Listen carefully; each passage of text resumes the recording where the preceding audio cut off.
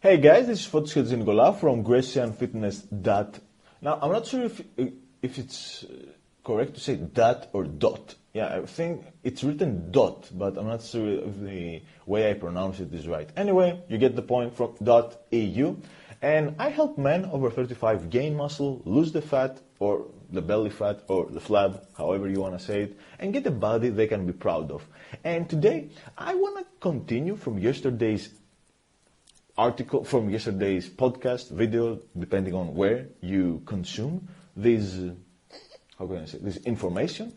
And yesterday I said that a good 3-day banana split for a man interested in gaining arm size is the following.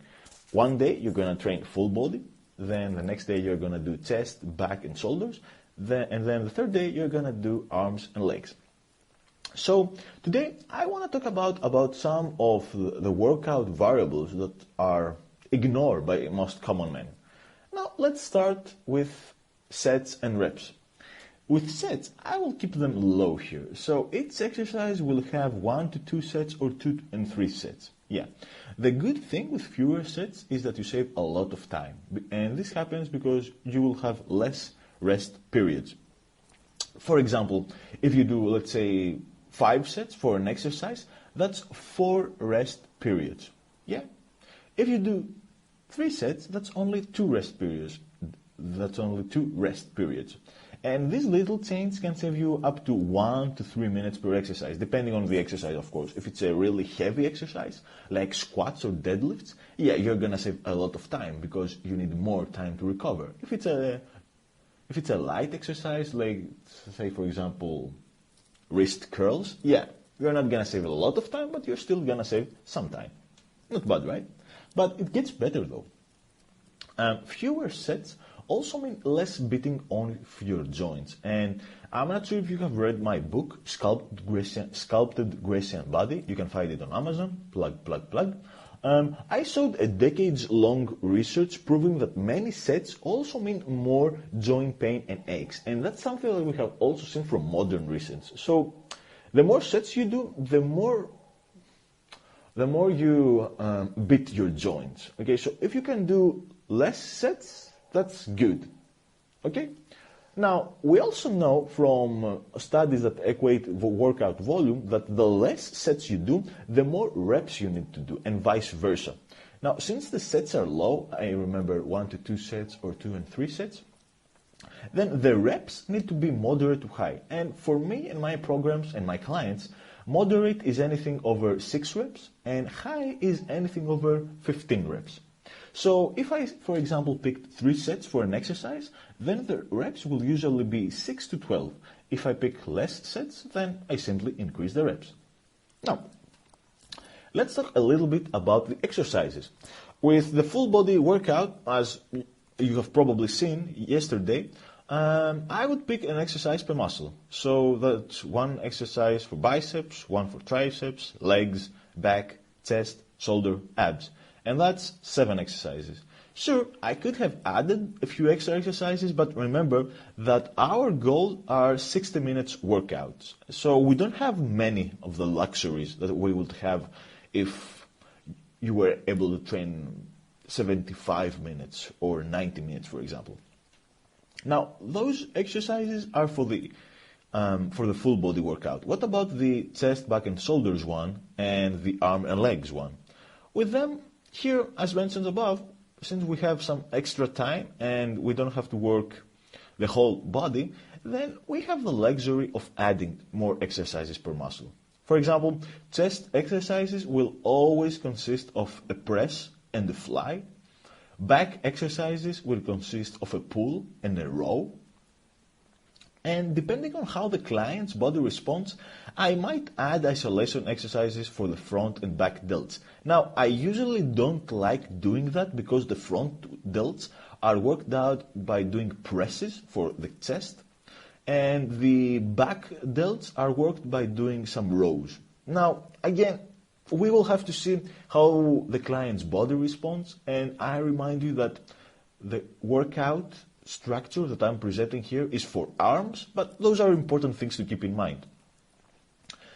but I would definitely add an isolation exercise for the side delts, such as a lateral cable raise, for example. Since we're talking about a guy, he probably doesn't care about his legs, so some basic knee dominant and hip dominant exercises will do the trick. In my programs, a knee dominant exercise is a leg press, for example, and a hip dominant exercise is a Romanian deadlift. Okay, very, very simple. You don't have to split them into quads and calves and hamstrings and glutes. Okay, we can keep it simple, or we can be more complicated if we want. But again, I remind you, the purpose here is bang for your back exercises. Finally, what about arm exercises? Any basic isolation exercise is good enough. Now, the problem with most men, especially the guys that I train, is that they have weak and small joints, so they might have some elbow pain after doing some arm exercises. If this is the case, I would stay away from barbell exercises and stick to dumbbells and even bands for a little while.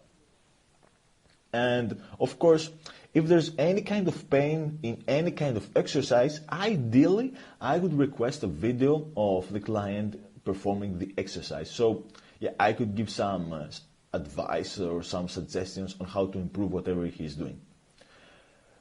Finally, let me have a word. Let me give you a word. Let me have you a word. God damn it! Yeah, I need to work on my expressions. Anyway, a word on set execution.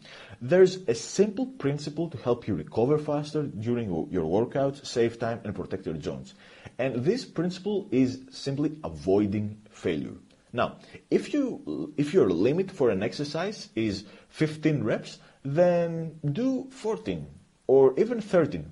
We have research showing that keeping 1 rep in the tank, as it's called, so doing 14 instead of 15, that's keeping a rep in the bank, gives you the same stimuli as reaching to failure. The same. There's no difference. That was kind of crazy when I first discovered it. But it seems that, okay, whether you go to failure or get a step behind failure, yeah, you don't have to worry.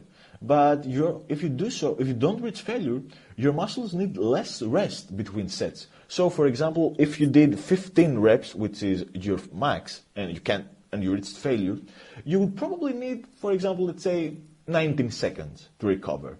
But if you did 14 reps, you would probably need, let's say, 70 seconds. That's 20 seconds less, and you will gain the same benefit.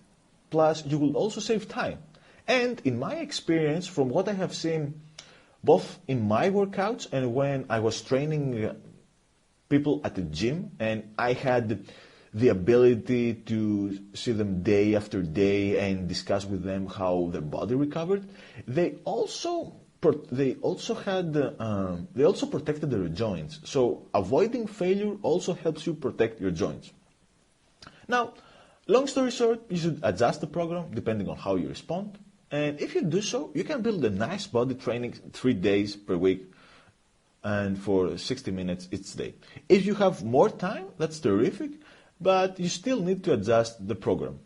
Anyway, guys, that's all I had to say. If you haven't signed up for my list yet, do so at grecianfitness.eu/iTunes or /YouTube. You will also gain a very nice report showing you some obscure muscle mistakes most men over 35 make, at least in my experience. And you will also be on my daily tip list. So yeah, that's all I had to say. Τα λέμε σύντομα. That was Fotis Hadjinikolaou, and have a nice day.